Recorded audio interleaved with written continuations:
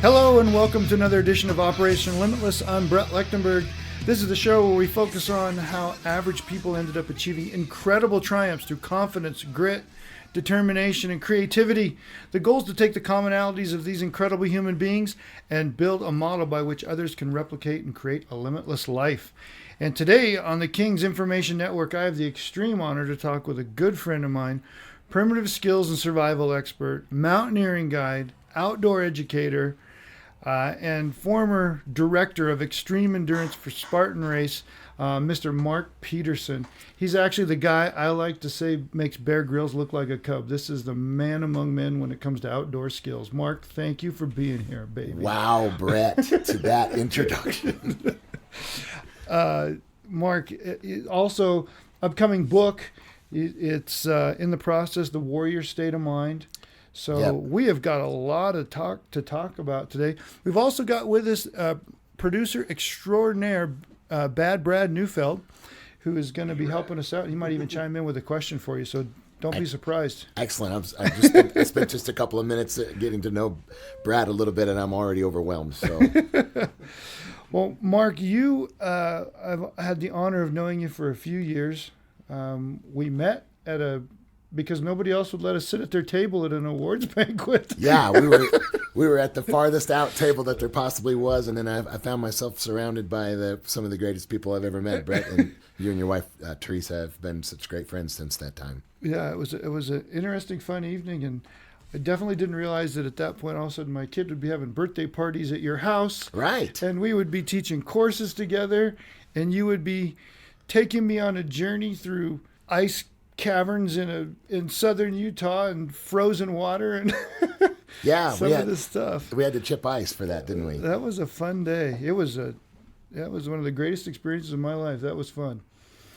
Anyway, Mark, I would like to just kind of go through the journey of what it is to be Mark Petersen and how you have taken, your life and are so big on creating skills and having skills and now teaching those skills in so many different ways to other people and really personify Limitless. When I was actually writing the intro to this show that I just read, I put the word in grit specifically because I was thinking of you. Because when I think grit, I think Mark Petersen, hands down. And that says a lot because you know Bill and you know Sal and you know a lot of the people that I've interviewed and they have grit, but I think of you. When that word comes up, it's your smiling face that shows up in my mind. Well, I hope that doesn't translate that I'm abrasive to you No, somehow. no, not at all. So, Mark, kind of, it's very few people these days that go through and they develop the kind of skills that you have and take this kind of thing on. And I just want you to share with the listeners. Give us the story of how this all came about from your childhood and now, and we'll kind of walk through the journey over this next hour and how you're using these now to impact people's lives in a totally different way than I think most people would ever realize. Wow, interesting. So I'll start with the fact that I've had a tremendous amount of good luck in my life, but I've kind of centered everything that I do around this quote. And I'm not sure where I picked this up, but it says that the talent creates opportunities. Mm-hmm. But then it goes on to say that enthusiasm not only creates its own talent or its own opportunities, but its own talents. Mm-hmm. So I'm sure I said that phrase wrong, but what that means to me is no matter what circumstances you're born into or given or presented with, if you approach any area of life with enough enthusiasm, you'll create the necessary talents, which then give you the necessary opportunities to succeed. So the story of Mark Petersen is really just a story of I was in the right place at the right time, and I was enthusiastic about it. Well, you had an interesting childhood. How many brothers and sisters do you have? Yeah, so I have 5 sisters and 4 brothers. I had one brother die very, very early on, before he was even 1 year old. But so large family, 10 kids. My parents had to had to I still to this day don't know how my mom fed all of us. I have no idea. My dad's net income was never very high. And we used to joke around that my mom didn't make peanut butter sandwiches. She would just wave the peanut butter knife. She'd dip the knife in peanut butter and then wave it over the bread, kind of just to give it an essence of peanut butter. So we used to call them essence of peanut butter sandwiches. Amazing. And you told me one time that it was the fact that there was so much going on at your house that was kind of escape for you to go outside. Yeah. So of all of my brothers and sisters, I'm not the studious one. My dad had multiple doctorate degrees. I have other brothers and sisters that have doctorate degrees and multiple advanced degrees. And I am not the studious one. I was the one, or let me say this, I was not the formally educated one. I was going to say, I'm very studious. But I studied nature, and I studied success, and I studied just basic skills. And I grew up outside. I was the kid that built the forts in the backyard. I was the kid that ran away more times than you should have. And when the box of cereal that I took with me would run out of food, and I tried to scrounge for food, and then I would just come back home. But I lived outside. If it involved outside, I was outside. Bad weather was a friend of mine. I loved to be outside. If it was storming and raining and everybody else is closing the blinds or closing the windows, I'm going outside. Mark, where are you going? It's raining outside. Well, yeah, because that's just fun to me, and that sort of grew why I was always comfortable in environments where everybody else was uncomfortable. Mm-hmm. I like the cold. I like being outside when it's adverse weather conditions. I enjoyed being hungry and having to find food. I enjoyed being cold. What can I do to get warm? How can I build this shelter? What do I need to change about what I'm doing? How do I move to stay comfortable? For a good part of my younger years, I lived in a town right on the Mississippi River, a little town called Quincy, Illinois. Mm-hmm. And I somehow got myself a 14-foot flat-bottom John boat, and I would cruise up and down the Mississippi River. I mean, Mark Twain style. I was going to say you're the modern-day Huck Finn. Yeah. I lived for fishing. I lived for survival. Every single one of my brothers and sisters could tell you a story of a day I brought a squirrel home and said, hey, try some of this meat, or would kill a rabbit in the yard and cook it. Or I'm very sure that, and especially for all my family members that are listening to this story right now, and even high school friends, because that's just what we did. Mm-hmm. What are you going to do this weekend? We're going to go wilderness survival camping. What does that mean? Whatever you have in your pocket, that's what you've got to live on and use. Those are your tools. Shoelaces for string, pocket knives for this and that and the other. I was the guy. I mean, this was before paracord became like the thing you made belts and bracelets and everything with. But I always had paracord on me. I always had a pocket knife. I always had whatever. And so I think that. I'll tell you what that did for me. I don't know that I learned any skills doing that, Brett, but it always gave me the confidence to know that wherever I was, I was going to be okay, because I didn't worry about, oh gosh, what if there's no food where we're going? What if it rains where we're going? What if it's too cold where we're going? I was okay because I knew all through my childhood that I've already overcome these. This is no longer an obstacle for me. Right. And when you were growing up, how much would you say you spent more time out during high school years or earlier than that? Because I know you became a pretty accomplished wrestler as well, so it wasn't like you spent all your time outside. Yep. Right? No, I definitely wrestled in high school and I loved it, and I did pretty well. You did better than pretty well. This was in California, right? but I wouldn't say that there was a decade or a certain time period that was more or less outside. I was outside from, so I was born in Cherry Hill, New Jersey. And behind our house, we had a big, huge woods. And I'm talking about when I could walk, I was in the woods. And obviously, it went further and further the older I got, because mostly just because I had more opportunities. Sure. I wasn't, my parents were constantly calling my name to say, come back in.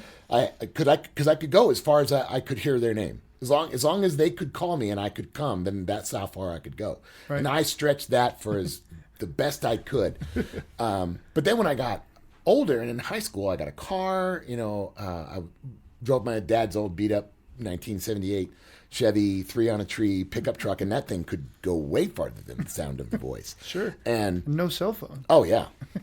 And my best buddy in the whole world, Walt Brown, and I would do these ridiculous adventures. And I mean, we're talking about, if Aaron Ralston gets any crap about not telling anybody where he was going, we purposely didn't tell people where we were going.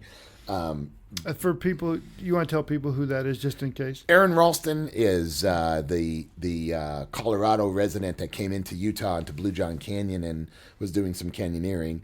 And I will say this: Aaron Ralston is an amazing man. I've met him.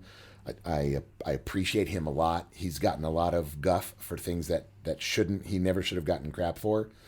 Everybody wants to say, well, he didn't tell anybody where he was going. I don't know how many people know some of these mountaineers that are out there.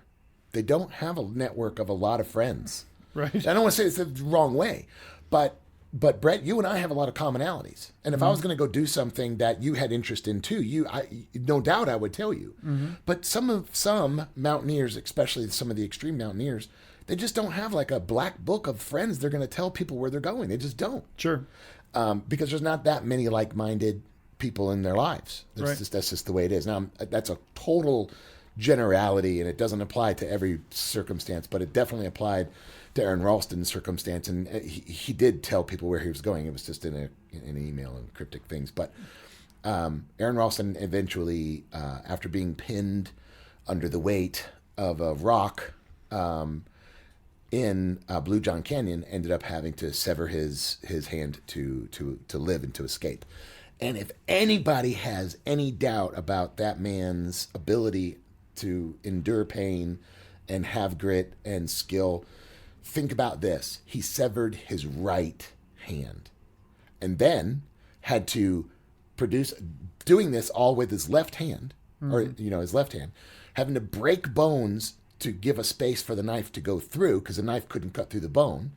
And he's having to pluck every single sinew in order to break it with the dull blade that he'd already dulled by trying to chip it through the sandstone of the canyon.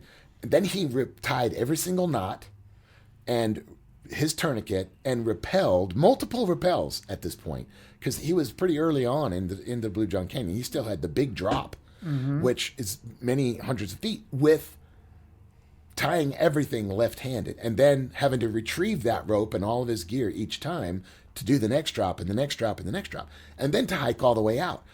I don't know what other people want to say about, he was just a hapless adventurer out there. Yeah, right. Amazing skills. This man's, I have tremendous respect for Aaron Ralston. But anyway, I know this is not a story about Aaron Ralston. No, but he was the subject of the movie 127 Hours. And the book. Affirmative. And his book, Between a Rock and a Hard Place, is a very, very good read for anybody. Sure. Business, it's got a lot of applicability to how to run a business, how to run a family, how to just manage your own life and overcome difficulties. And Aaron Ralston's gone on to be a tremendously accomplished mountaineer, even without his right hand. Sure. So much, much further than he ever went before. So tell us, you've done a lot of mountaineering. Let's talk, since we're on that topic, let's talk about that for a second. You have climbed some serious stuff. Yeah. Tell us about that, and tell us about the one you may or may not climb and why. Okay, so everybody likes to talk about the 7 summits, and there's still arguments about which are the true 7 continental summits. Some people like to say that, the Australian continent summit isn't a true summit. And, look, if you list all 7 summits, some of them are hard and some of them are not. Some of them are just expensive. Vinson Massif in Antarctica is not by any means. I mean, I live in Utah, and everybody climbs Mount Timpanogos here, and Timpanogos is a harder climb than Vinson Massif in every single way. Vinson Massif is technical because it's rope and glaciers and all that, and you do have to have a good degree of knowledge. But as far as physicality, you can climb. If you can climb Timpanogos, you can do that. You do have to have a lot of money though, Right. because Vinson Massif is an expensive peak to climb, mostly just because of the transportation and the fact that you're in Antarctica and permitting and guiding services, and you're just not going to wander up to the trail and get your way. But I've had the rare opportunity of being able to climb whatever your definition of the 7 continents are, 6 of those 7 continents, and I have not climbed Everest. And we were talking about that before the show. There's been times you've thought about doing it, I think, and times where you've said, I'm not going to do it. But if you're willing to share, why have you decided at this point it's just not worth it to you?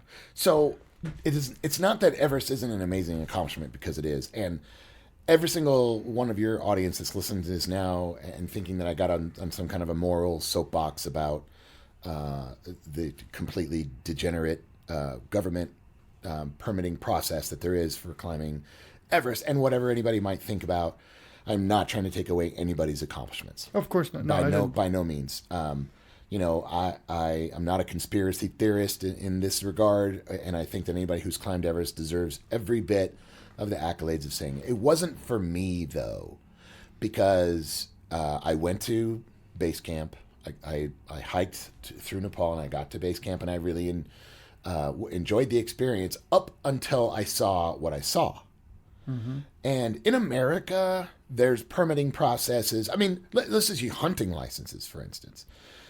They base how many deer tags they give on a census of the deer from the year previous. They know they have X amount of bucks, X amount of does, X size of the herd in certain areas, and they issue tags geographically based on what the current situation is, so they don't just wipe out all of the deer population or weaken it to the point where it becomes sick and then creates other issues.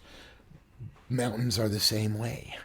There is an ecosystem there that can be damaged. And unfortunately, whoever those government agencies are that are in charge of this, and I don't know who they are, and I don't know the people's names or anything like that, but they didn't ever consider what's the impact of how many climbers, how much trash, how much fecal matter is produced, how much gear, how many oxygen tanks, and even just how many people can walk on a glacier or a snow bridge or a trail before it just becomes unstable. I mean, look at what's happening in the news now with how many people are dying on Everest, and it has nothing to do with they're not being prepared for the conditions, or they're not physically fit, or the people that fall off the trail because there's too many people on the trail should at least be an indicator that something's wrong here. Right. Now, I get it for all the people that are out there saying, yeah, but there's a very limited amount of time, and sometimes weather conditions, and then when the weather conditions are perfect, that's when everybody rushes up.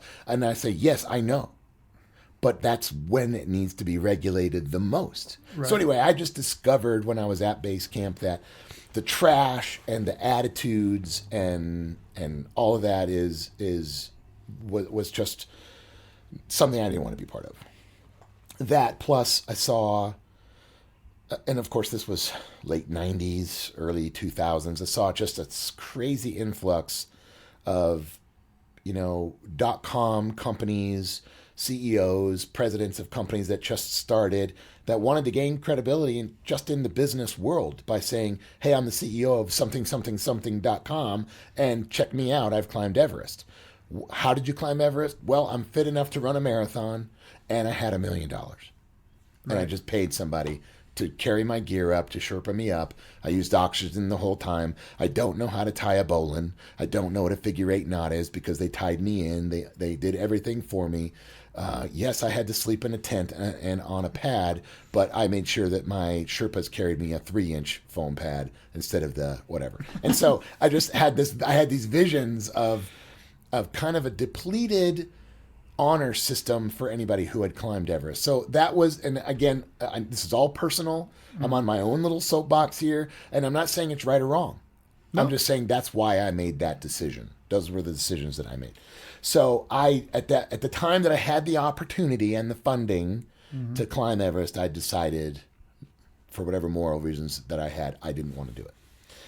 However, I realized that not getting any younger, and I'm hopeful of not being part of that paradigm, but being part of the change of the paradigm.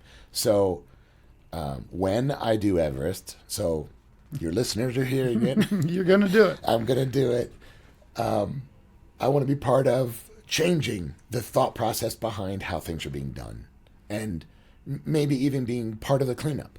Maybe even being part of the moral shift, as you will. I also just wanted to say this one thing. I'm huge against slavery. I'm a big follower of those that are out combating slavery right now, like Operation Underground Railroad, Tim Ballard's group, and the things that they do. Of course, I'm not at all comparing Sherpa slavery to child slavery, because it's a totally different thing. But slavery is slavery. And anybody who ever goes to Nepal and looks at the way the Sherpas live and the way they're being treated, it's slavery in every definition of the word. They are not free to make their own choices, if you know what I mean. Yep. So that said, I want to be part of that change if I can. And that sounds like the Mark Petersen I know for sure. Before we take a break, Mark, I ask some same questions of everybody, and this is one of them. What is the key to your self-confidence? What do you think is where does it come from? Does it come from your training? Does it come from lessons you learned from your parents? Everybody seems to be a little bit different of where it comes from. Where does your self-confidence come from and lie? Well, that's a good question. Most of your listeners will know of a guy named Bill Phillips, and he's famous for, he was the author of Body for Life and and the founder of EAS, and he did a tremendous job with that. He's famous for a phrase that he used to say: "How do you build character? Character's built by making little promises to yourself. Honoring self-promise is one of his big things, yeah. And keeping them, right? Make little promises to yourself and keep them. I don't think there's any better definition to how do you build self-confidence. You make little promises to yourself, and then you keep it. Because if I say to myself, okay, I have this fear of public speaking, which I don't, because I talk way too much, and you're gonna have to shut me up. But let's just say I had this fear of public speaking, but I promise to myself in a given day that I'm going to introduce myself to 5 new people today. I'm going to look them in the eye. I'm going to shake them in the hand. But if I don't do that, I didn't contribute to the overcoming my self-confidence or gaining new self-confidence. So you just make these little promises to yourself and you keep them. For me, early on, I gained self-confidence in the ways that I told you about, just getting outside. People who are afraid of cold, you have to be cold to understand that it's not a big fear. And I know my wife, who's listening to this probably, is going to say, well, yeah, Mark, well, why don't you jump in the shark-filled waters then? Because I'm definitely afraid of sharks. I had a bad experience once when I was a kid. And you should interview my buddy Walt Brown after this, because he could tell you all about that experience down in Ensenada, Mexico, where we almost got killed by a shark. But the reality of it is, I'm making steps in various ways and everybody's battling different things. But my self-confidence comes from promises that I kept to myself to get out of it, to step out of whatever it was I was afraid of at that time.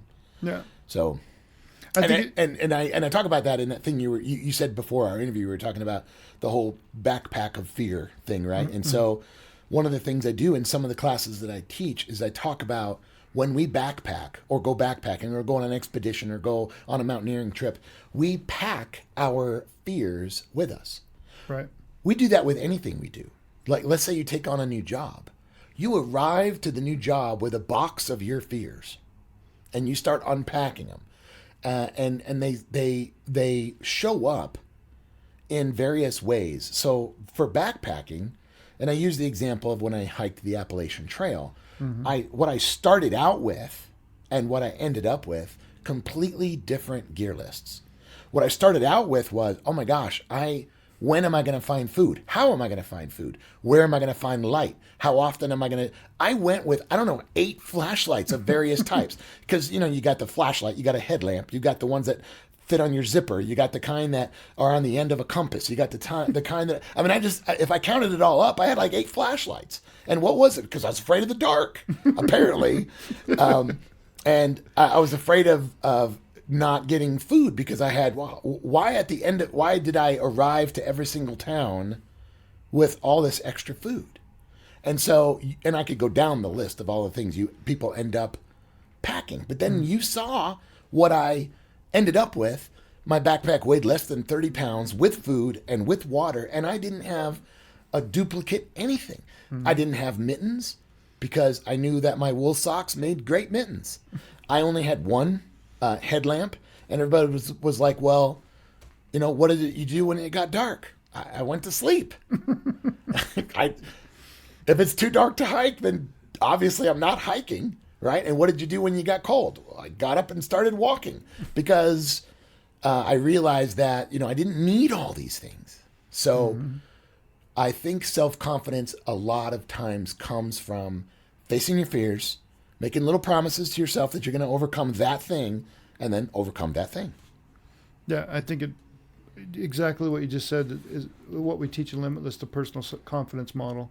Because what you just said is exactly that, positive self-talk, determine exactly what the cause of the problem is, break it down to its smallest details, the things you have direct control over, and then just do them until they're a reflex. Right? Yeah. Right. And that's exactly what you just explained, is that in a nutshell. I think that's awesome.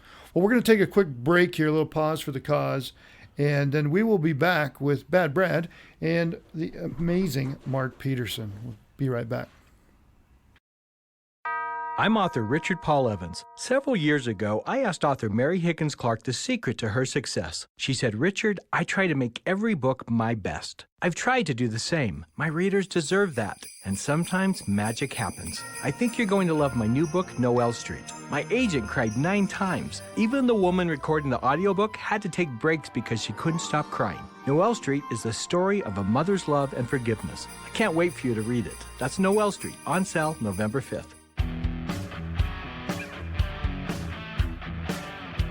Hello, my friends. This is Brad Neufeld of The Brad Neufeld Show, right here on 5 Kingdoms Radio. Tune in Monday through Friday at 3 p.m. Mountain Standard Time to hear tips and strategies on how to overcome the challenges of life. You'll be glad you did.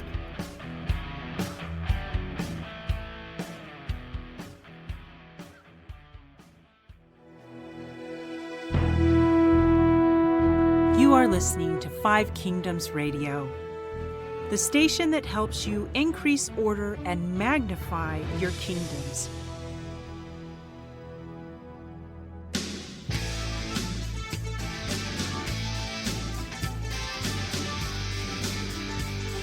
And we're back. I'm here with Mark Petersen, outdoor adventure extraordinaire. We'll just keep it at that for the moment. And Mark, again, thanks for being here. It's great to sit here and chat with you for a little bit and get this on audio and on video for all posterity. Thank you. I prefer adventure freak, Brett. Adventure freak, okay.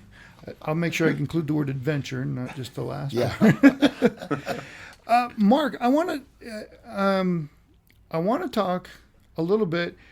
There's something that you haven't talked about actually in a while. You're a cancer survivor. I am, yes. Yeah, and multiple cancers. And it led you to a career for a while with Spartan and developing quite possibly the most, and maybe definitely the most grueling adventure race on the face of the planet. Okay, so I want to clear all that up, but I want to talk about that a little bit. Yeah, excellent. Yep. So go from wherever. All right. So from that point, I guess basically you're trying to figure out how we can connect the dots on those two things. The reality of it is, while I've done a lot of physical things, I let myself get into a physical condition that wasn't quite right. And when I was diagnosed with cancer, one of the things that I knew I had to do was get back in shape. Mm-hmm. And I think people excel at achieving goals that have a deadline, right? So I gave myself a deadline. I'm going to run this Spartan race. I'm going to do this trifecta thing that Spartan has. And to that point, you just to make sure everybody understands, you'd never done a Spartan race, correct? Correct. Knew what it was, but hadn't done it. Had some friends who kind of told you about it. Is that Right. So my good buddy Dave Baker and his son Brandon Baker and my son Connor, we all ran the Malibu Spartan Race December of 2013 together. That was our first Spartan race. And previous to that, Brandon, Dave, and Connor and we'd all run, half marathons, marathon, all in the effort of I gotta change my health. Sure. And then we came across this little thing called the Spartan Race, which is an absolutely. I'm not a current employee of Spartan Race anymore, but I have absolutely nothing bad to say about Joe DeSena and what he built and what he did. But one of the events, and this is not about racing, is called an agoge, spelled Agoge. In ancient Greece, the agoge was the school of warriors, if you will. So if a Spartan family had a boy, at age 7, that young man would be taken away from his family and given up willingly. I mean, the moms were every bit as part as raising the warrior culture in Sparta as were the men. They knew their boys had to be prepared for that. So from birth, they were prepared for going off to this school called the agoge. To krypteia, which is a Greek word for basically policemen or enforcers or educators. And unfortunately, the word means all of those things. But the krypteia would take that boy away and return that boy at age 18 as a warrior for the Spartan culture or not. If the boy didn't come back, he didn't pass the agoge. End of story. Passing the agoge meant you lived through it. Right. And that you were able to master all the skills. And, I mean, obviously, the Sparta culture was the warring culture in anywhere. I would put them up against that group, pound for pound, warrior for warrior, however you want to compare it, was the most successful warrior culture on the planet. And I've studied Genghis Khan, and I've studied other warrior cultures, Vikings and all that. No one beats the story of 300 warriors at the Battle of Thermopylae, where they had to basically hold off the entire Persian army, millions of Persians attacking them. So anyway, Joe DeSena came up with this amazing idea, and he had help, and he had some really good help, and unfortunately there's too many names to name, but it was an amazing idea that was come up with. Because we embody everything about Spartan culture, right? Grit, and the races are tough, and we put people through obstacles, and they have to overcome things, and they have to learn things, and they have this platform called Hurricane Heat, which is kind of a different thing. It's not a race, but it's an event where you teach grit and get to use discipline and team building skills and personal integrity to get through. And then you have this event called the agoge was basically, let's put these people through 60 hours of what would agoge have been. It's a school. So it's going to be tough. It's going to be hard, but let's teach things. Let's teach how to build a fire without matches. Let's teach how to walk across coals. Let's teach how to descend from this cliff using a webbing harness that you tied yourself. You want to get scared? You've been rappelling with me, Brett. And you had a harness. And you had a helmet. And you had a mechanical figure 8 device. And you had carabiners, all which were engineered and designed by, the best companies in the world, like Petzl and Black Diamond and all these other companies that do this for a living. Now I'm going to teach you how to tie a harness out of 1-inch webbing, and you're going to descend this cliff. Completely different mindset. You're trusting. It's like the being in the military when I was in the Army Airborne. We had to pack our own parachutes.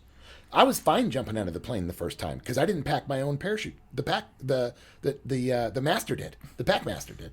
And so the chute master. I didn't have a problem with that because I knew he knew what he was doing. But now I'm packing my own chute, and that was when I was absolutely terrified. I'm sure. And so when you put these individuals together and you put them through this agoge event where they are being pushed to their physical limits, they're being challenged to develop teamwork, to work with people that they don't know, they don't trust, they haven't seen before, and you're being exposed to now having to have mandatory skills.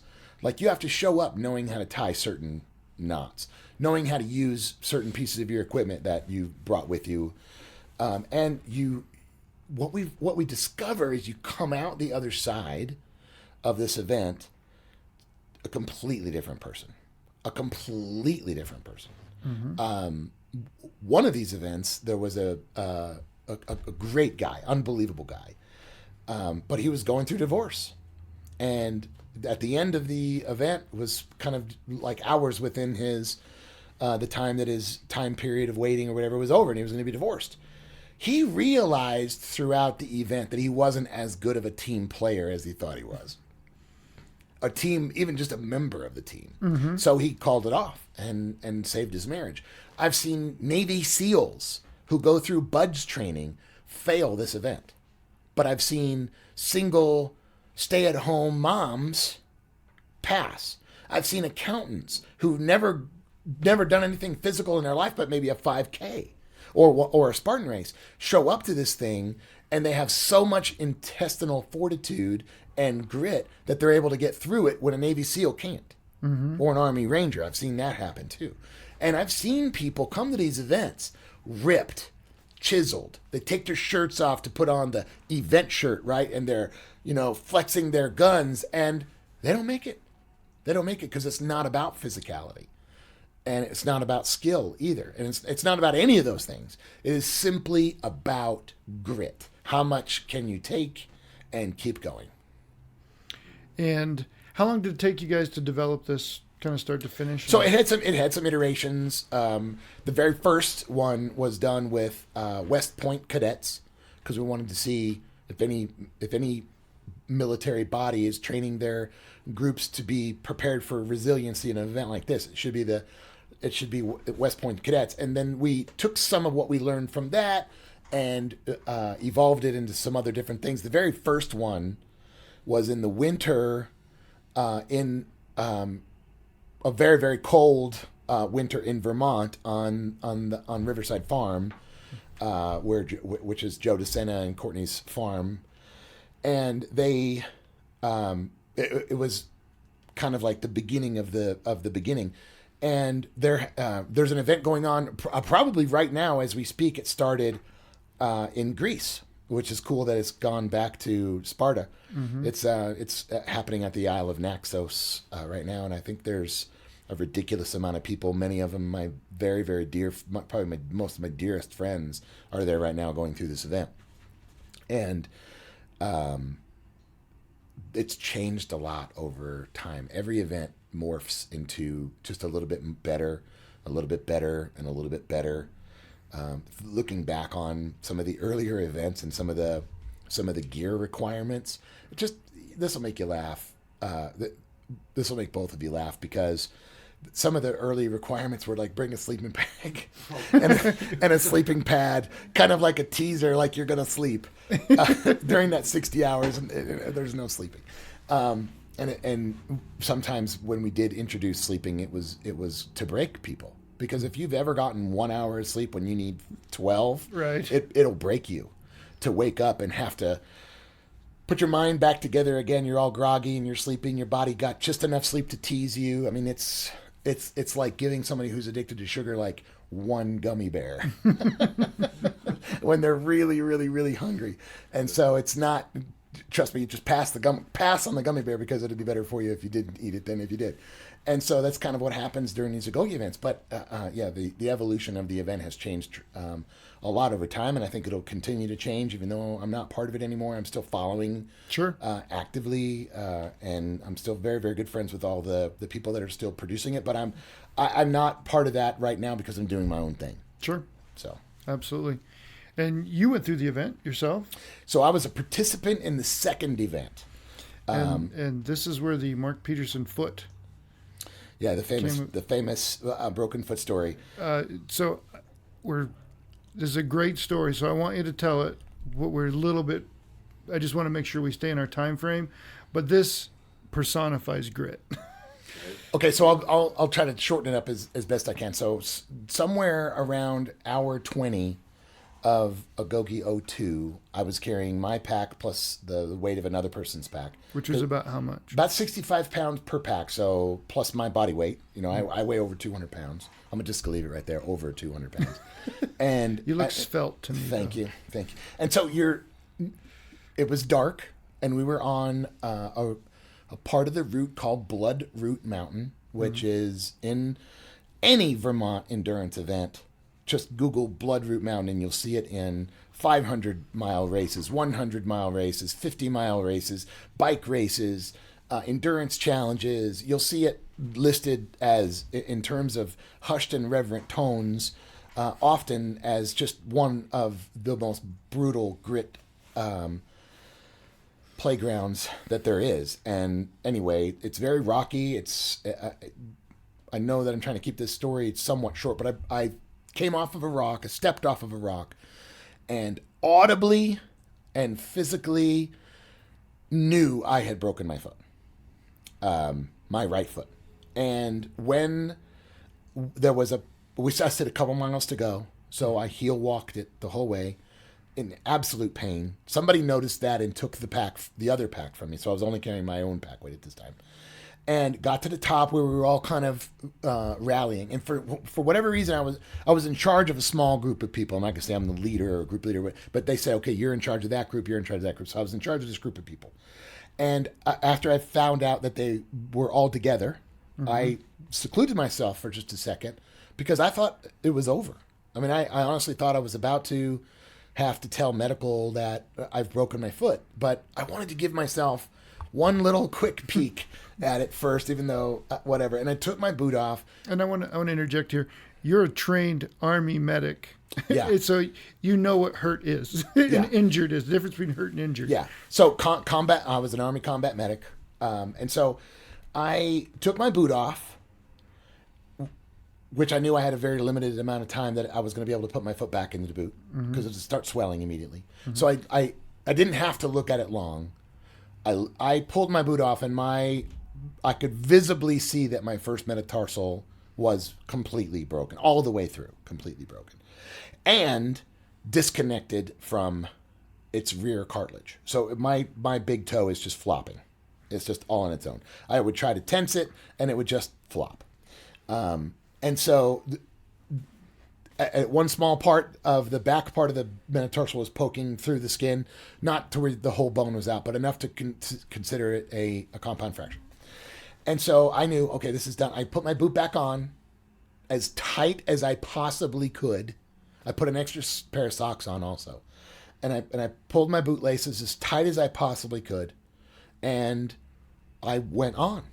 Now, there's reasons why I went on, and I'm not going to explain it all because of the shortness of time, but I still had 40 hours of the event to go through. And so what I decided to do was, and really, not really what I decided to do, but just what happened, is I when I got back to my team, I noticed one guy's headlamp was about out. So I said, hey man, when's the last time you changed your batteries? Let's look at that. Because, you know, when you're sitting in a group and there's 12 headlamps going on and you can still see, you don't really realize your headlamp is out. So, and then I asked another person, hey, when's the last time you ate something? Hey, when's the last time you drank something to another person? Hey, let's look at your pack strap. It looks like it's hanging weird. Hey, how you feeling? How you doing? And talk to me about this. Some people were, you know, very emotional at this point. Blood Route Mountain does that to people. And so on and so on and so on and so on. And as I went through the group, I realized by the time I had checked on everybody else's needs, I no longer felt the pain because it wasn't about me anymore. And so the rest of the 40 hours was, I just decided that's how I'm going to get through this. I'm going to focus on everybody else. Can I help you with your pack? Hey, here's your trekking poles. Hey, you dropped this. Hey, whatever it is. And so all of a sudden, the event was over. And I realized I had made it through. Now, I will tell you, when it was over and my mind shifted from it's over, I can relax now, my foot killed me. I mean, it was really painful, immediately painful, almost to the point where I didn't feel like I could drive home to the hotel. I almost used one of the ambulances that was on site to take me to the hospital right then. And my wife would have been very happy had I done that. But I didn't. And I went to the hotel and I got on the plane the next day and I went home and then I went to the emergency room. And that is, that's a lot of grit and maybe a little mentally disturbed. I'm not sure. Certainly. I don't, and listen for everybody that's listening to this story. I don't tell that because I think I'm a hero. I don't tell that because I think everybody else should do that. I would absolutely recommend people stop when they're injured and come back and do it another day. Because it took years for me to even be able to walk again, Brett. You know that. Right.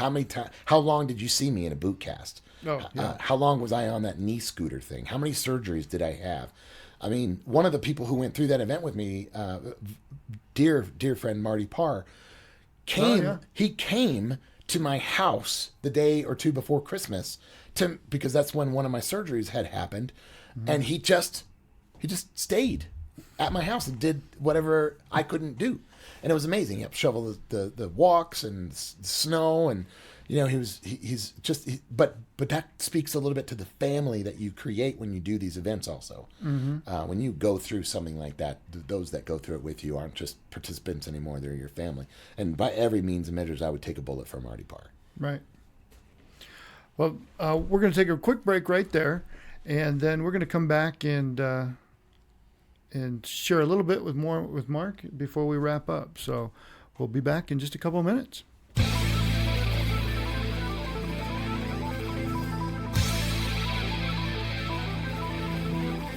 Hello, everyone. My name is Jay Walter, host of Rebuilding, a radio show right here on the Tribe of Kings Information Network. Be sure to tune in weekly to hear more about the Tribe of Kings and to learn how to overcome fear and rebuild your life every day as you become the man you want to be.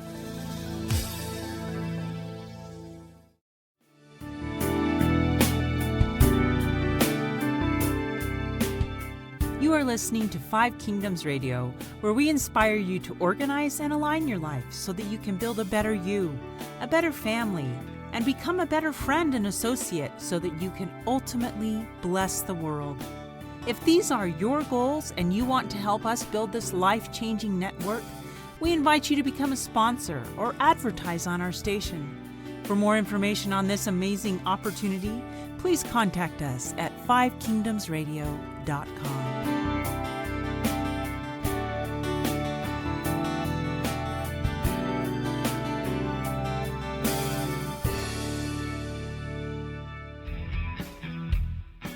Hello, everyone. This is Brad Neufeld, host of the Five Kingdoms Radio Show. Be sure and tune in every Monday through Friday from 4 to 6 p.m. Mountain Standard Time on our website at fivekingdomsradio.com. That's the number 5, kingdoms with a Y, radio.com. Thank you and have an awesome day.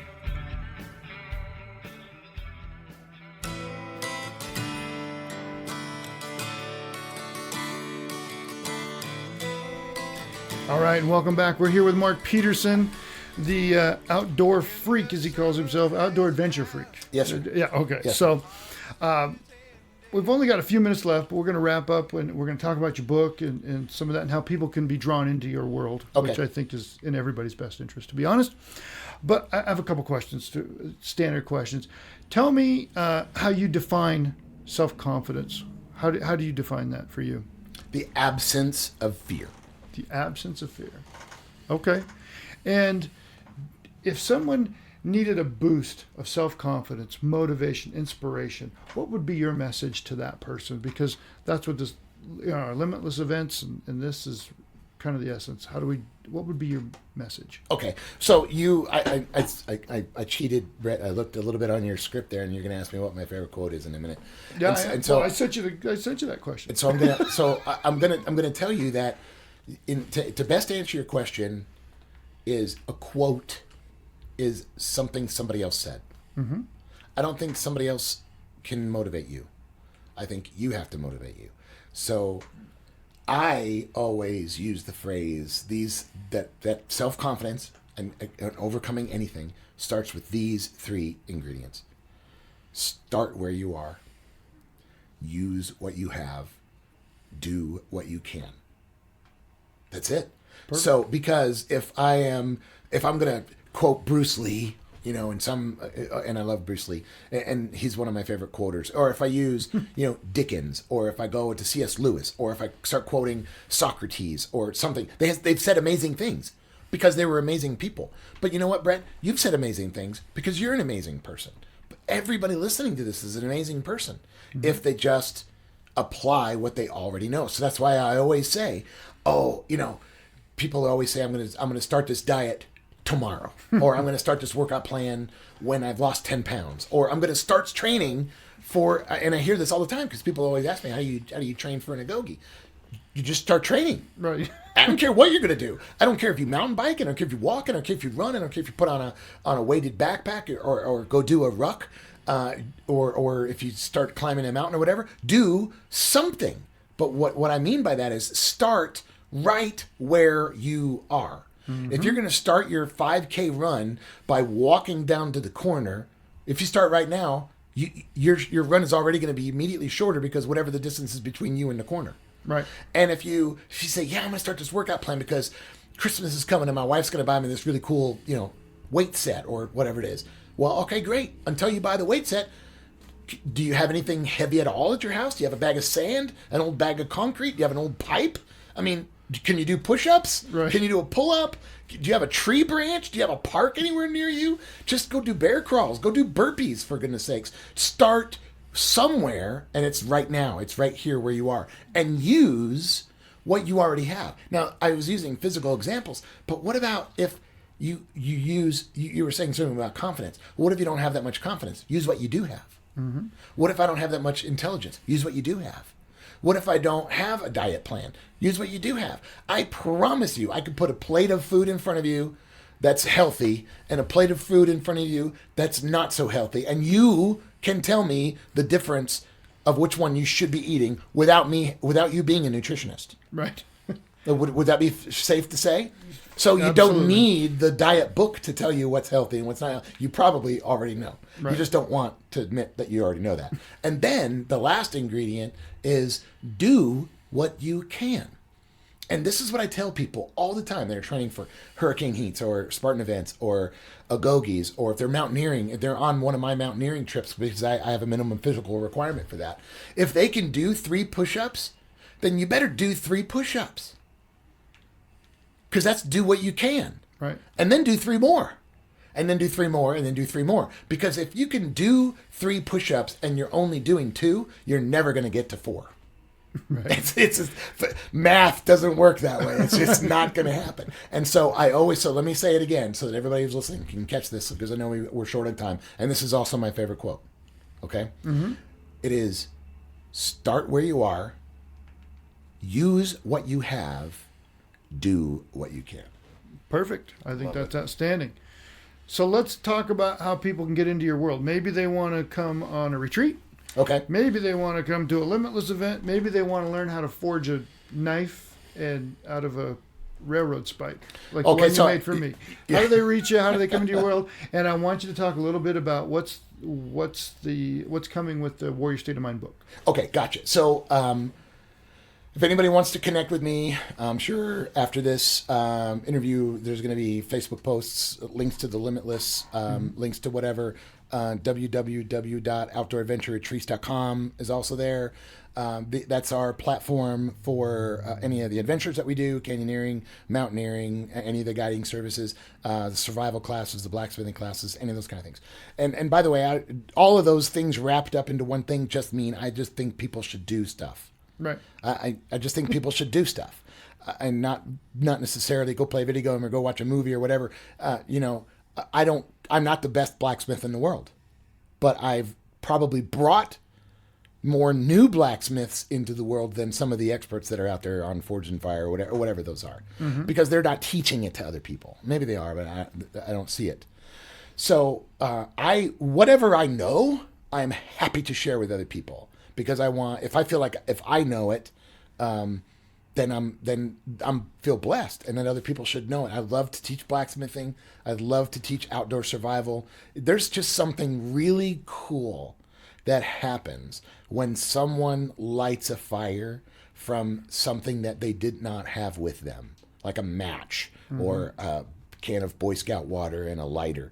If they all of a sudden realize everything they need to provide heat for themselves is somewhere out there, and all they have to do is source it and put it together in the right components, and they can do this.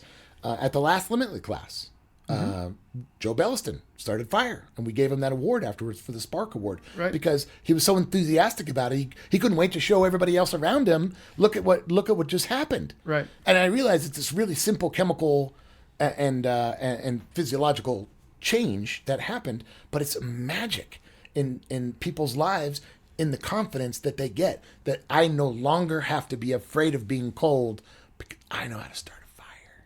Yep. That's just cool. Yep. Absolutely. So tell us about the book. So what's coming, and a lot of what we've been talking about, Brett, is a concept that to get through life, any obstacle that we face, no matter what it is, financial, physical, emotional, social, whatever the obstacle is, even just I'm having trouble in communicating in my marriage, you can overcome those things with the state of mind that a warrior has. And there's a local group here in Utah called the Warrior State of Mind, and it's just a group of people who not only do obstacle course races and hikes and workshops, but they're a family of warriors, and whatever that mindset means, the Warrior State of Mind. And ironically, it was that group that I had a list of some of those names. When I broke my foot, I took this out of the story to shorten it up, but I had a list of some of those people that had sponsored me to go to that Agoge. And in looking at that list as I was putting my boot back on, I realized these are people who I could not let down. These are people who I could not just allow. Hey guys, I gave it my all, did one for the Gipper, but I didn't make it, and I'm a gimp. I knew when I realized that my foot was broken that I was going to have surgery. I knew it. But I knew also when I looked at that list of names that I was either going to come home as a successful completer of the Agoge on their behalf, or I was going to come home as a failure. Either way, the surgery was going to have to happen. So I was going to be sitting there in a surgical bed post-surgery, either as a successful person or as a failure. That was it. Those are the only two choices. So over the years, I've collected personal stories from this group of people who have overcome extraordinary obstacles by applying a warrior mindset. And I wrote a book. It's not out yet. It's still in its workings, called The Warrior State of Mind. It's not about the group. It's not about racing. It's not about Spartan races or obstacle courses or whatever. It's about people. And it's about people applying a mindset that a warrior would have. And I say this all the time to people who ask, what is a warrior state of mind? I'm like, okay, so let's say you have a target downrange. What does a warrior do? He pulls out a weapon that he's been trained on, that he's practiced on, that is loaded, and he fires on that target or that enemy or that problem or that whatever it is. So if you have a problem, let's just say you have a financial problem, and you make enough money, but you just can't save, and you're not investing, and you're living paycheck to paycheck, and any given day you lose your job, your life is over, right? Because how many people listening to this right now are in that place? A lot. How do you overcome that? Well, you definitely don't overcome it by being a victim oh, I need to declare bankruptcy or I need to do whatever, because that's the victim mentality. I want the warrior mentality that says, I can overcome this. I can train for this. I can create a budget. I can live within that budget. I can work extra hours. I can do extra things. I can spend less. I can live on less. It's exactly like that whole thing about fears. How many things in our home do we have because we're afraid of it? And it's really just compensating for some kind of a fear. Can we overcome it? So anyway, the book is about people who have overcome some, Brett, it's crazy. it's crazy, some of the stuff. People that I've used as examples by their permission. And sure. I can't wait for the book to get out, if nothing more than to glorify every person that has used that warrior state of mind to overcome life's challenges. Well, I think we'll all be looking forward to having that, seeing that, and reading that book. So it's going to be awesome. Well, Mark, it's been a pleasure, an absolute pleasure. Anytime we get to spend time with you, it's always a pleasure. But to have you and put this on video and on audio for us is a great honor. And I thank you very much for coming and sharing your wisdom, sharing your expertise, your opinions with hopefully millions of listeners over time that will hear this and they'll know who you are. Like I know who you are. Well, thanks, Brett. My final parting comment is I have none of those things.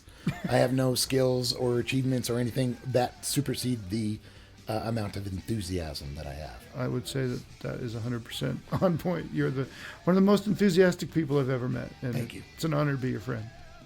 And that's it for today. I'm Brett Lechtenberg. As always, if you have any questions for me or people you might like to see on the show, comments, concerns, whatever, you can email me at Brett at brettlectenberg.com. That's BRETT at BRETTLECHTENBERG.com. And until next time, have a limitless day. Thank you.